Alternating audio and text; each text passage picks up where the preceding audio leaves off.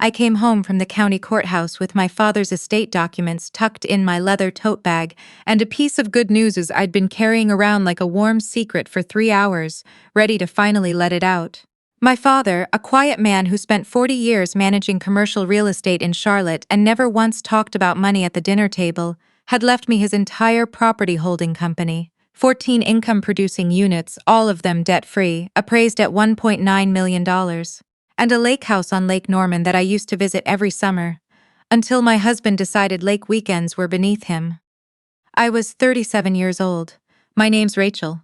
I'm a certified fraud examiner and a licensed commercial real estate appraiser, which means I spend my days walking through properties that other people are trying to deceive banks about, and I find the lies buried in the numbers. It's not glamorous work. My husband told me that regularly and at length. I gripped the folder against my chest as I walked up the brick driveway of our house in the Ballantine Country Club neighborhood. A house we'd bought 6 years ago.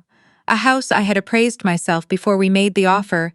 A house I quietly refinanced 3 months ago through a corporate holding structure that my husband knew absolutely nothing about. My husband and his mother were standing on the front porch. That alone should have told me everything. My mother-in-law never came to our house unannounced. She came by invitation only, preceded by a phone call, a confirmation text, and a 40-minute conversation about dietary preferences. She was standing there now in a cream cashmere blazer, with her arms crossed, and her reading glasses perched on the end of her nose, as though she was waiting to mark someone's work. My husband stepped forward and held out an envelope before I even made it to the top step. "Sign these," he said, "we're done." I looked at the label on the outside, Petition for Dissolution of Marriage, Mecklenburg County Superior Court. I picked up the envelope without opening it. My mother-in-law moved closer, which was unusual. She typically preferred to deliver cruelty from a comfortable distance. "I've already spoken to our attorney about the property," she said. "Brandon transferred the deed this morning to my LLC. You have no claim to this house." My husband leaned against the doorframe with his hands in his pockets, the way he always did when he wanted to appear casual about something that was making him nervous. "The wire transfer cleared at noon. The proceeds are sitting in a secured account. You've got nothing here, Rachel. Whatever you think you're walking home with tonight, think again. Here is where I need to stop and tell you something. 18 months ago, I was cleaning out the home office when I found a bank statement in the bottom drawer of my husband's filing cabinet. It was for a commercial construction account I had never seen before. My name was on it as a co-signer. There was a $2.4 million loan balance. There were 3 other statements underneath it, all tied to properties my husband described as performing assets, but had never asked me to appraise. I sat on the floor of that office for 40 minutes. I didn't scream, I didn't confront him. I did what I always do when someone puts a number in front of me that doesn't match reality. I started a file.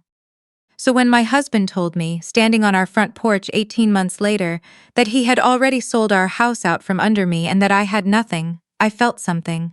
But it wasn't panic. It was closer to the particular quiet of watching a sequence of dominoes you've been setting up for a very long time finally begin to move. I looked at my mother-in-law first. "Patricia," I said, "what's the name of the LLC you transferred the deed into?" She blinked. "That's not your concern." "Cornerstone Heritage Properties, LLC," my husband said, because he had never been able to help himself when he thought he held the winning hand. "Registered in Delaware. The title transferred at 9:47 this morning. You were still at the courthouse. There was nothing you could have done." I reached into my tote bag and removed a single sheet of paper. I held it so they could both read the header, Mecklenburg County Register of Deeds, Notice of Lis Pendens. "I filed this 14 days ago," I said.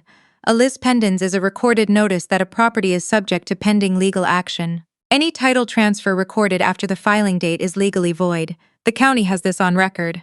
Cornerstone Heritage Properties LLC doesn't own anything. The deed transfer is unenforceable." My husband stared at the paper. The smirk didn't fall off his face all at once. It took about 4 full seconds, which I counted. "You don't even know what a lis pendens is," he said. His voice had gone slightly higher than his normal register. "I've filed 47 of them," I said. "Would you like to see the case log?" My mother-in-law recovered faster than he did, which I had expected. She'd been managing men's failures for 30 years. It doesn't matter, she said, lifting her chin. You can fight the title transfer in court for the next decade if you want. By the time any judge looks at it, the proceeds will be untouchable. Whatever your father left you, 2 million, 2.5. Spend it on legal fees and see how far it gets you. She looked me over slowly the way she always did, taking inventory of everything she found inadequate. Brandon has been building a real portfolio, assets that actually matter. And you've spent 12 years driving around Mecklenburg County, measuring other people's square footage for $300 an hour. I let her finish. There are people in this world who believe silence is weakness. Patricia had believed that about me for years. Actually, I said, opening the front pocket of my tote and removing a bound report, 52 pages tabbed and color-coded. Measuring square footage is the easy part. What I really do is appraise the numbers that people are trying to hide. I set the report on the porch railing between us. That is a certified independent appraisal of every development property my husband has listed as a portfolio asset. He's been telling our joint lender that those properties have a combined value of $8.4 million. They don't. I appraised them at 1.1. He has been committing construction loan fraud, Patricia. He's been inflating property values to secure federal HUD construction loans, pocketing the overages, and running the excess funds through your LLC as the pass-through account. My husband took a step toward me. You don't know what you're talking about. Page 31, I said without looking at him. The Meadowbrook Commerce Center, 16,000 square feet, claimed at $3.2 million. Actual appraised value, $740,000. He told the HUD appraisal division it was a premium mixed-use development. It's a partially constructed steel frame sitting in a FEMA-designated flood zone. My mother-in-law's hand moved to the collar of her blazer. The sound of tires on the brick driveway pulled all three of us around. A silver sedan turned in from the street and parked cleanly behind my husband's leased SUV. The driver's door opened. My sister-in-law stepped out.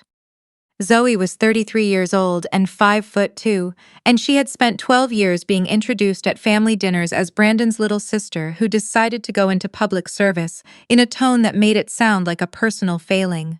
She had clerked for a federal judge, spent 4 years as a public defender, and now ran her own practice specializing in federal civil litigation. She was wearing the gray blazer I'd seen her in a Charlotte Observer photo the year she made the state bar's pro bono honor roll. My mother-in-law looked at her with the particular expression she reserved for disappointments. "Zoe," she said, "what are you doing here?" Zoe walked past her without answering, came up the porch steps and set her slim leather briefcase on the top step beside mine. "Good evening, Rachel," she said. "Right on time," I said. My husband looked between us. "What is this?" Zoe opened her briefcase and withdrew a bound set of legal documents. She turned and held them flat against my husband's chest until he reflexively grabbed them. "You've just been formally served," she said. "Civil complaint for financial fraud, unauthorized use of a spouse's credit, and unjust enrichment. That's the short version. The longer version begins on page 4. My husband's jaw moved without producing sound. "You can't represent her, you're my sister." "I'm not your attorney. I've never been your attorney. There's no conflict." She looked at him with the steady, settled expression of someone who made a decision long ago and is only now saying it out loud. "And for what it's worth, Rachel offered to pay me. I told her I'd do it at no charge." My mother-in-law stepped forward, one finger pointing. "You ungrateful girl. We supported you. We let you be part of this family. And this is how you thank us, by turning against your own brother?" Zoe turned to face her. When she spoke, her voice was completely controlled, quiet enough that you had to pay attention. "You paid for 1 semester of my undergraduate education," she said. "Then you told my father, your husband, that I was a bad investment because I was applying to law schools instead of business programs. You said this at Christmas dinner, in front of my grandparents, when I was 19 years old. I took out $94,000 in federal student loans. I paid them off myself. I have not asked this family for anything since that night." Patricia opened her mouth. "I'm not finished," Zoe said. My mother-in-law actually stopped. "I also know about the Charlotte Historic Homes Preservation Fund," Zoe continued. "The 501c3 you've been running for 11 years. The one that's received over $4.3 million in donor contributions. The one where the board chair, that's you, has been approving reimbursements to herself for administrative expenses that include a car lease, a $38,000 kitchen renovation, and 14 trips to Hilton Head. Rachel found it when she was tracing the shell company accounts. I verified it. We submitted a full financial disclosure to the North Carolina Secretary of State's office and the IRS Exempt Organizations Division 6 weeks ago. Patricia's face had gone the color of old paper. Those are operational costs, she said. Not according to your own bylaws, Zoe replied pleasantly. The sound of another engine cut through the neighborhood, louder than the others, rougher, the kind that announces itself before the car rounds the corner. A white compact turned too fast into the cul-de-sac, tires skidding on the clean street, and lurched to a stop halfway up the driveway. A young woman climbed out. She was maybe 26, visibly pregnant, wearing a silk blouse she had dressed up in and now appeared to deeply regret. She was shaking. "Brandon," she said, her voice cracked. "You have to explain to me what is happening. My landlord just called. He said someone filed something on the condo, some legal notice, and that the transfer you were setting up is frozen. I've been trying to reach you for 3 days and you won't answer. And I am 7 months pregnant, and I am standing in a stranger's driveway, and I need answers right now." My husband turned away from me for the first time since I'd walked up the driveway. I could see the exact moment his calculations shifted. The moment he realized her presence was not something he could manage while also managing me. "Kayla," he said, his voice dropping, "I need you to go home. I will call you in an hour." "You've been saying 1 hour for 4 days," she said. She looked past him to me. She looked at me for a long moment. "Are you the wife?" "I am," I said. She nodded, something settling in her expression. "He told me you were sick," she said. "He told me you'd been diagnosed with something serious 18 months ago.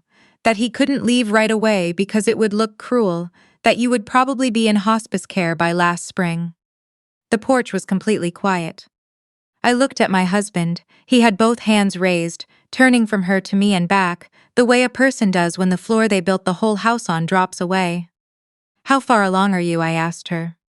She looked confused. "Why?" I set my laptop on the porch railing and turned the screen toward her. It was open to the certified gestational billing records that Zoe had subpoenaed 6 weeks ago through the discovery process. "My husband told me he met you 14 months ago," I said. "I have his credit card receipts showing 3 dinners in that window. But this medical billing report shows you first presented as a new patient 7 months and 3 weeks ago. If the timeline he gave you is accurate, you were 11 weeks pregnant when he says he first met you." She looked at the screen. She looked at my husband. "The baby isn't his, is it?" she said. It wasn't a question. He didn't answer. She looked at me. "I need to sit down." I opened the front door and held it for her. Whatever she had done it without knowing the full picture. That counted for something. My husband stepped toward me. "You are not letting her into my house." "The house is currently encumbered by a lis pendens I filed," I said. "It's not yours to manage right now." My mother-in-law pressed her hand flat against her sternum, her eyes closed. "My heart," she breathed. "I can feel my heart, Brandon. I need help." "Patricia," I said. She continued pressing her hand to her chest with great dedication. "You did this exact thing at Easter 3 years ago," I said. "When your board treasurer brought up the discrepancy in the spring gala receipts, you had to be driven home. 2 hours later, your next-door neighbor called me because she saw you unloading Whole Foods bags from your car in the driveway." I paused. "You did it again at my father's retirement party when he asked you about the property management referral you'd promised him. Both times you recovered the moment the conversation moved on." Zoe uncrossed her arms. "I have 2 documented incidents of this pattern in the civil complaint, pages 9 and 10. Patricia opened her eyes. She lowered her hand. The sound that reached us next was low and layered, multiple sirens, several blocks out, closing with the steady, unhurried pace of something that has already been decided. My husband heard it at the same moment I did. I watched his expression move through 5 different calculations in about 3 seconds. He reached into his jacket for his phone. "I've got accounts you haven't touched," he said, his voice gone thin and fast. "Cold storage wallets. I'm moving the assets right now and there's nothing." He opened the app. He stopped. The screen showed a red banner I recognized. I'd seen the federal seizure notice in 3 different fraud cases I'd consulted on over the past 4 years. "Account access suspended. U.S. Department of the Treasury Financial Crimes Enforcement Network. He stared at it. It's decentralized, he said very quietly. You can't seize a decentralized. Finson has been building that case for 8 months, I said. I submitted the transaction mapping 11 weeks ago. They identified the exchange platform your wallets were registered through and coordinated the freeze with the FBI's Financial Crimes Unit. I kept my voice even. I know you believe cryptocurrency is untraceable because you listened to several podcasts about it. I have traced cryptocurrency trails in 17 fraud cases over the last 4 years. It leaves more of a record than cash. 3 black SUVs turned into the cul-de-sac. They arranged themselves in a clean row across the end of the driveway. 8 people in tactical vests stepped out, 4 with HUD Office of Inspector General across the back, 2 with FBI windbreakers, 2 from the Mecklenburg County Sheriff's Department in case of local warrants. My husband sat down on the porch step, not dramatically, not a collapse. He just stopped standing the way a person does when their legs make a decision their brain hasn't caught up to yet. The lead investigator walked across the brick driveway with documents in his hand and the same calm professional expression I'd seen on his face twice before. Once at a deposition in a mortgage fraud case 2 years ago, and once across a conference table at the Charlotte field office, the day I walked in with my husband's financial records in a banker's box and told him I had been building a case for 16 months. Brandon Whitley, the investigator said. Federal arrest warrant for construction loan fraud, wire fraud, and filing false statements with a federal agency. Please stand and place your hands where I can see them. My husband stood.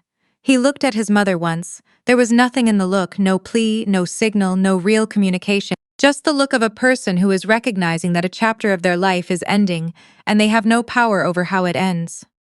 The investigator turned to Patricia. Ma'am, there's a separate state warrant in coordination with the North Carolina Department of Justice for embezzlement of charitable funds and filing fraudulent tax exemptions. The DA's office has the corresponding paperwork.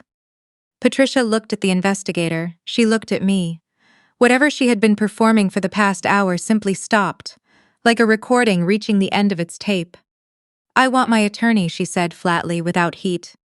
Zoe stepped down from the porch and stood beside me on the brick driveway. We watched them process, both of them with the efficient calm of people who have no reason to perform anything because the outcome is already settled. A WBTV news van had pulled up at the end of the street. Zoe had sent a tip to the assignment desk at 4 o'clock, a federal arrest connected to a construction loan fraud scheme targeting public housing development funds. She had the instincts of someone who had spent years watching justice get negotiated behind closed doors, and she understood precisely when to open them. At some point during the processing, my husband was standing near the lead investigator's vehicle when he twisted toward me. 6 years, he said. His voice was shaking in a way that might have been grief or might have been pure indignation. With him, those two things had always looked identical. 6 years in this house, and you spent the whole time building a case against me. What kind of person does that? I walked toward him until I was close enough to be heard clearly without raising my voice. The kind of person, I said, who found $2.4 million in fraudulent loans on accounts co-signed in her name and had to decide what to do about it. I gave you 4 months to come to me after I found those statements. I waited to see if you would tell me the truth. You didn't. You told me the numbers were fine and asked me not to worry about things I didn't understand. I kept my eyes on his. You said that to a certified fraud examiner. You looked directly at me and said that. He didn't answer. I reached into my tote bag and pulled out the divorce petition he'd handed me when I first walked up the driveway. I uncapped my pen. The lead investigator nodded once and gestured to the hood of his vehicle. I signed my name on every flagged line, clean, unhurried, the way you sign something you have been ready to sign for a long time. I capped my pen, folded the documents back into the envelope, and handed them to the investigator. They put my husband and my mother-in-law into separate vehicles. Kayla gave a voluntary statement to one of the secondary agents inside the house. She had her own clear reasons to cooperate, and she did. She wasn't charged with anything.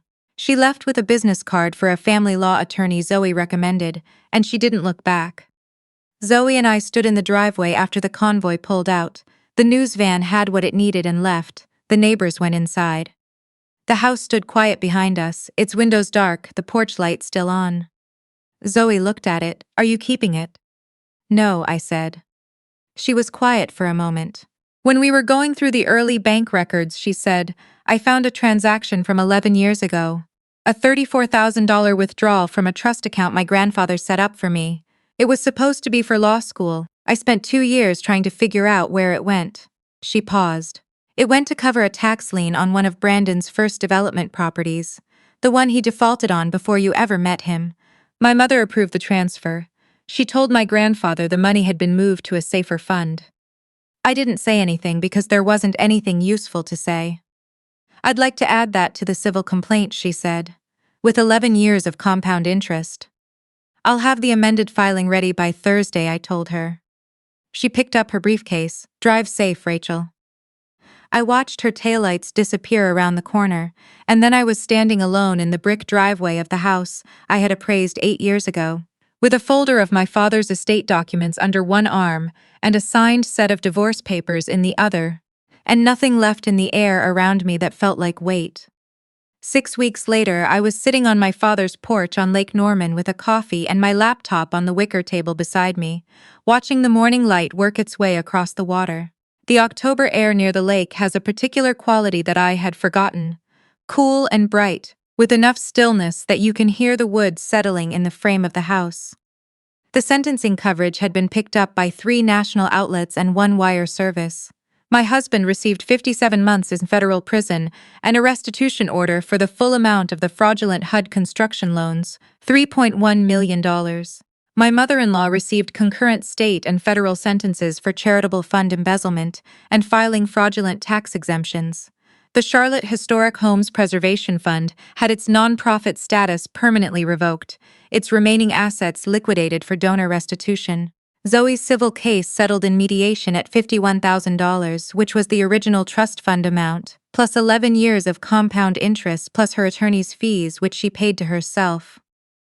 I opened a new tab on my laptop and pulled up the domain I'd registered the month before, Meridian Property Forensics. The site was simple. A clean header, a 1-paragraph statement of purpose. We help individuals and institutions identify financial fraud in real estate transactions. We specialize in protecting spouses and partners who have been systematically excluded from their own financial picture. There was an inquiry in my inbox, a woman in Raleigh whose husband had managed all of their rental properties for 14 years and had just announced he was filing for divorce. She couldn't get access to a single account statement. She had 2 kids and a part-time job and no idea what she actually owned. I knew that feeling with complete precision. I set my coffee down, opened a new case file, and started reading.